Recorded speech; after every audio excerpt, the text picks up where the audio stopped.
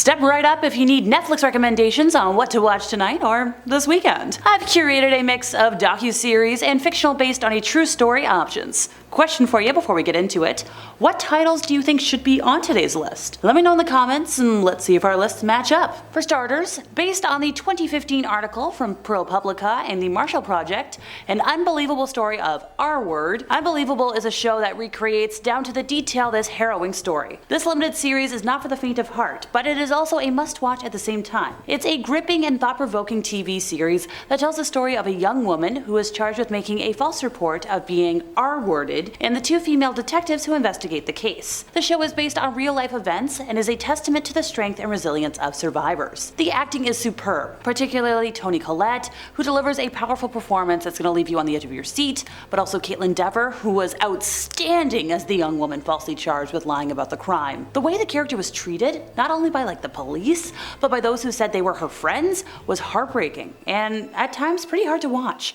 The writing is top-notch, with each episode building on the previous one to keep you engaged. The show is both heartbreaking and empowering, and I think it's going to stay with you long after you finished watching it. Overall, it is a must-watch for fans of crime dramas and anyone who wants to see a powerful story about survivors and the pursuit of justice. Now, the woman who inspired this show says she feels closure after watching the critically acclaimed yet gut-wrenching series. This was a quote from one of the reporters who covered her story. Now, Ken Armstrong, who co-wrote the Pulitzer Prize-winning piece that Unbelievable is based on, shared his and the real-life Marie's reactions to the series. When he did the interview, he mentioned that 2 weeks prior he got a call from her and she said she watched it and she said it was hard, she did cry, but she was very glad that she watched it. She called the show excellent. She said that watching the last episode, the recreation of the Colorado detectives closing in, provided her with closure, which that's incredible. Now, Armstrong also honed in on the details shown in the series, specifically the scene where Marie goes to the hospital after reporting her case. The scene is clinical, it's unadorned and powerful. The series showrunner wanted to capture how an investigation can become its own form of trauma, and to do that, she let the facts speak for themselves. Critics have applauded the series for its handling of SA and the harrowing investigation. Entertainment Weekly's Kristen Baldwin wrote that Unbelievable excels as both a true crime drama and as an examination of the gap between the male and female experience.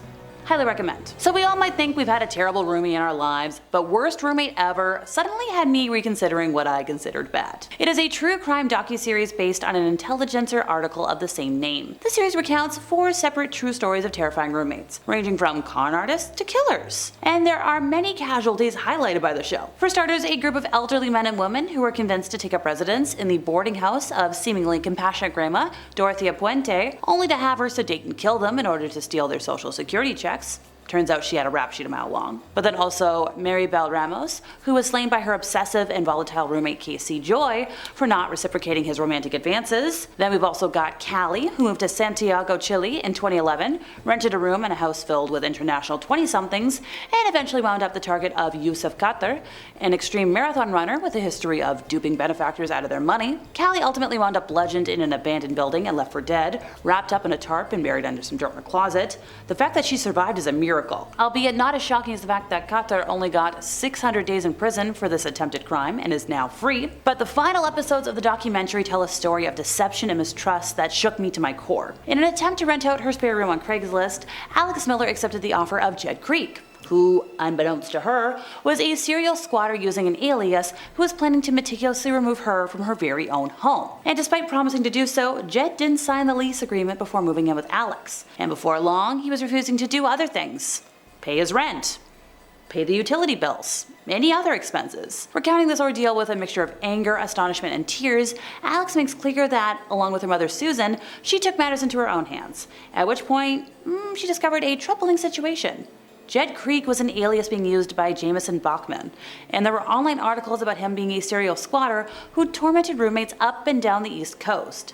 This guy was so awful that, though Worst Roommate Ever's first 3 narratives each receive 1 episode, this guy got a 2-parter. He used his law degree and charming demeanor to insert himself into people's lives, only to reveal his darker side once he moved in. He was not only an immoral parasite, but a shrewd one as well, using to his advantage local laws which stipulated that once somebody had established residency, say by receiving mail at a location, they were legal tenants and thus extremely difficult to evict. As it relays Alex's nightmare, this show also details the torment suffered by two of Jameson's previous targets, former girlfriend Arlene and single professional Sonia, both of whom lived in Queens, New York, and learned in short order that Buddy was nearly impossible to escape. However, he eventually met with a tragic end. He took his life in jail after killing his brother. Now, with a tale that many of us will likely relate to, this show mixes the horror of true crime with the suspense of a Hitchcock movie to create a viewing experience you're not going to forget anytime soon. The Most Hated Man on the Internet is a 3-part documentary series about Hunter Moore, a self-proclaimed professional life ruiner.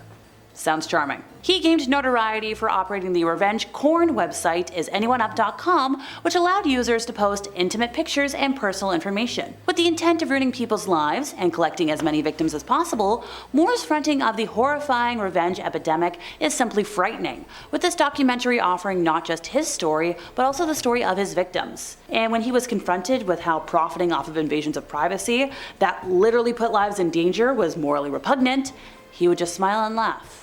So, a true sociopath who lacked any ounce of empathy. He was particularly notable in refusing any and all takedown requests, and that's how he was dubbed the most hated man on the internet in a 2013 Rolling Stone article.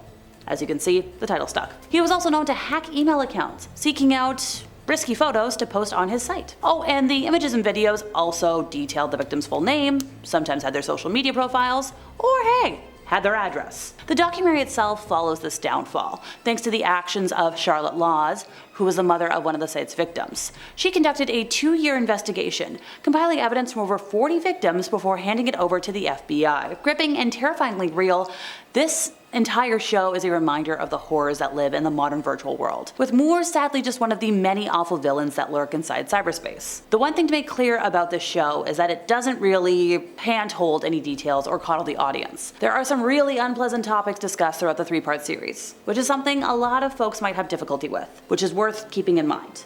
The premise of the show is very simple, and it's not as though there's some grand mystery involved, as is the case with some true crime. So if you're interested in watching an internet scumbag face the consequences of his deliberate attempt to ruin lives, this might be the show for you. Oh, and in case you were wondering, yes, it does have a happy ending, or else I wouldn't have been able to stomach it. As far as true crime titles go, this next one might be Netflix's most enticing. How to Become a Cult Leader follows on from the success of How to Become a Tyrant, with a 6-episode examination of some of history's most evil cults, like the Manson family and Heaven's Gate. Better yet, the sociological and cultural elements at play are detailed by the soothing voice of Peter Dinklage, featuring an eye-opening plethora of archival footage and interviews, as well as the odd animated section for good measure. This show lures you into its enticing episodical entertainment and keeps you hooked with promises of greater knowledge, a clever structure that may feel all too familiar to those who have watched the series. It follows a simple formula: tongue-in-cheek second-person voiceover, instructing viewers how to achieve this particular brand of power, intercut with expert and participant interviews, all accompanied by that archival footage I mentioned, or silly, jokey stock footage. And we get that lovely animation courtesy of 6-Point Harness. The advice is taken from an imaginary playbook, and delivered in terms of tactics like get your dogma down, and build your Eden, and monopolize all information. Look, it's a good formula, one that offers the opportunity for actual information to be disseminated and interesting connections to be made beyond wry observations like, a great cult leader isn't born, he's made, and how you choose to present yourself to the world can make all the difference. There's much more unique value in the connections between the pieces of the equation, given that the producers have mainly selected the most overrepresentative cult leaders as their focus. We're talking Charles Manson, Jim Jones, the folks behind Heaven's Gate. There's also episodes focused on Shoko Asahara of Om Shinrikyo and Jamie Gomez of Buddhafield, all of which we've talked about in depth here on Top 5 Scary. There's also some casual mentions of other cults, which, Season 2. And finally, Ava DuVernay's series about the Central Park Five, titled When They See Us, received incredible praise from viewers and critics alike when the episodes landed on Netflix back in 2019. There was critical acclaim for its powerful storytelling, direction, and performances, shedding light on issues of racial injustice and the flaws in the criminal justice system. The series focuses on the men falsely accused in the infamous 1989 Central Park jogger case and explores their lives and families outside of the police station. But it's not all great. Linda Farstein, the original New York prosecutor of the case, is actually in the process of suing Netflix over her portrayal in the series, because she thinks it's kind of false. And that's it for me once again, folks. I've been Alexa, your resident ooky spooky girly, and if you enjoyed my ramblings today, could you help us out by giving this video a like, subscribing if you aren't already, hit the bell for more Netflix recommendations from us here at Top 5 Scary Videos, and I'll see y'all next time, you lovely spooky people.